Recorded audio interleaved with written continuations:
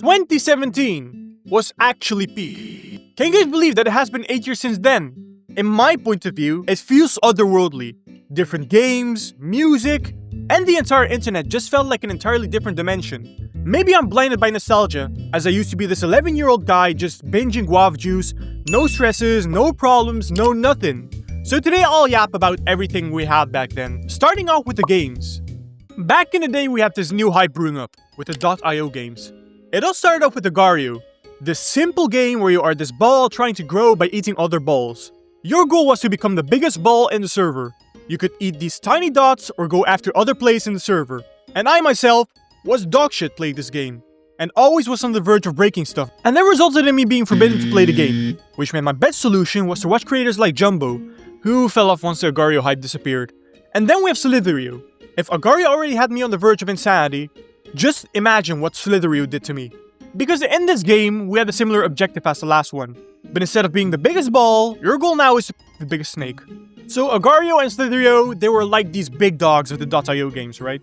Then we have like other games like Diep.io and Paper.io, also existing but not getting the same amount of attention.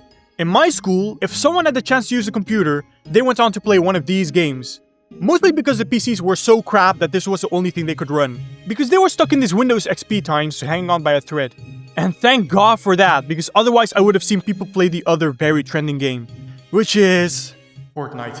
It needs no introduction, because everyone and their mothers know of it. Why? Because everyone was playing this goddamn game back in the day.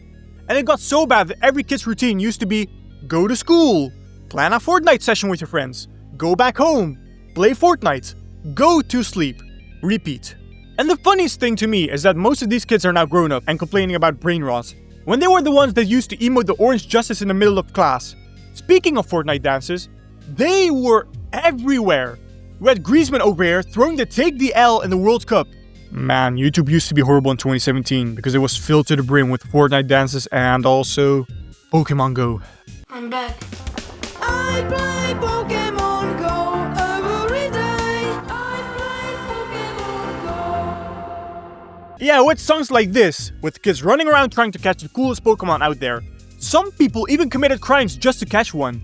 Like, having one Pikachu in your house would mean that it was at risk of a break-in. Not only was the game a risk to others, but also to themselves, as there were literal children roaming around at night, which, of course, made them vulnerable to all types of dangers like getting hit by a car, or worse, being taken by a stranger. Thankfully though, I don't think any kidnappings happened. But as for accidents, yeah, there have been a few cases here and there, as they were focusing too much on their phone that the victims literally had no idea that the car was coming at them. But alright, enough of the games, let's take a look into the trends. Let's start off with one everyone had, the fidget spinner. It doesn't matter whose house you were visiting, all of them had a fidget spinner. And it was pretty rare to find a household with only one of them, because most children had an average of like 3 or something, you know? The first one being a basic one and the other two were like a cooler reskin. At school there was always this competition on whose piece of spinning plastic looked the coolest. The person with the coolest one ended up being on the top of the food chain, with probably the most female attention because of it. And then there was me, sitting on the bottom of the food chain, with my basic fidget spinner. And then back on YouTube, we had these influencers flexing the ones that they had, you know, claiming that there was pure gold and being $10,000, etc, you know, all this wild shit. But let's be honest, they probably bought that one for only 100 with a gold looking tint. And I'm acting as if 100 is nothing, but I swear, these things were overpriced as shit. I cannot get over the fact that I wasted 20 euros to buy mine, and then once the hype died down, it was only like 50 cents. Let's be honest though, all of us were scammed hard by this shit. But fidget spinners weren't the only garbage that exposed our consumerist tendencies. Because up next, we have the hoverboard. And I can proudly say that I've never bought one in my entire life.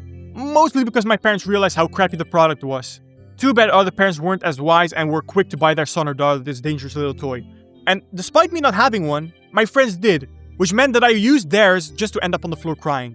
It was so easy to fall off these things. There were literal fail compilations made about them. Back then, the kid with the hoverboard was treated like a king by his peers. I remember back in my class, there was this kid that always got picked on. But as soon as he got his hoverboard, this dude gained friends that he never knew he had in the first place. Like, the behavioral changes was insane. Going from, you've got the Baymax build, to, alright, time's up, pants off. And I'm ashamed to say that I was one of them. Like, I used to be the most two-faced asshole back in the day. picking on easy targets just to act like I was friends with them the moment they had something trending. Maybe one day I'll make a storytime channel that will go deeper into that. But for now, let's move on to the last trend I'll take a look at. The bottle flip. Having the skill to make a half-full bottle land straight up was the deciding factor between being a cool kid or being a bullied one that entire year. But that was not the only skill that would impress your friends. It's also the skill of having the perfect water-to-air balance in your bottle. Like, one was the engineer, and the other one was a stuntman. God, these times were so stupid. But that's what makes me miss him. The stupidity was literally so fun to do, you know? It was fun being this stupid kid just running around, playing with some stupid toys, and doing these dumb little challenges. And speaking of challenges, the Bean Boozled challenge. The game that literally resulted in life or death. My favorite color being blue, because blueberry was good, and toothpaste wasn't that bad. Unlike, barf, snot, or dog food. And I swear, every box that I bought were filled with only the bad flavors because my luck wasn't with me. Every goddamn time when I played this game, I ended up with a mouth that smelled like dirty socks or rotten eggs. And for me personally, playing it wasn't as fun as watching other people suffer. Which is exactly what I did. I binged so many YouTubers back in the day doing this challenge, and it was kind of my addiction. It still is my favorite challenge to this day. Unlike, you know, the floor is lava. I'll be honest, I was a real party pooper back in the day. Because every time someone said the floor is lava, they all ran for it, but I was just standing there dead inside, not wanting to play that shitty game. So, my friends came up with a solution. If you fall in the lava, you're gay! And now we take a look at the horror challenges like the Charlie challenge and the Ouija board and so on. This was like the peak time for the 3 AM content and other garbage. The time where we had clickbait YouTubers like JStation Shine. With this dude going as far as using Etika's death for his own gain. And then we also had these stupid kids like myself believe in the Ouija board being all paranormal and shit. Just to find out that it was all fake. Which felt like finding out that the tooth fairy was actually our parents giving us money. We felt some ultimate betrayal finding out how fake these things were. Looking back at it now, how do we fall for this? The acting was probably on par with mine. And I never acted in my entire life. Let's hop on to the last part of the video. The music. NCS and Trap Nation. These are all names I have never heard of since 2017. Every time when I was playing a Roblox Tycoon game, I was met with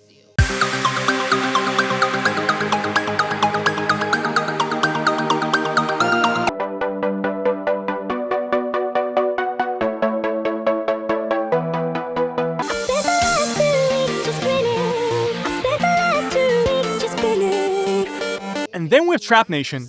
I have no idea if I was the only one that listened to this. But back then, Trap was the shit. Like my friends used to listen to it a lot and then drag me into this as well. One day though, it just disappeared as if it never existed in the first place. And now I hate to cut it short because there are so many things I have missed. Platforms like Vine and Musical.ly and other 2017 stuff. So I am not done with this topic. If you guys want more of me nerding out about this topic, comment down below and I will make a part 2 on it. Alright, I'll see you all in the next one.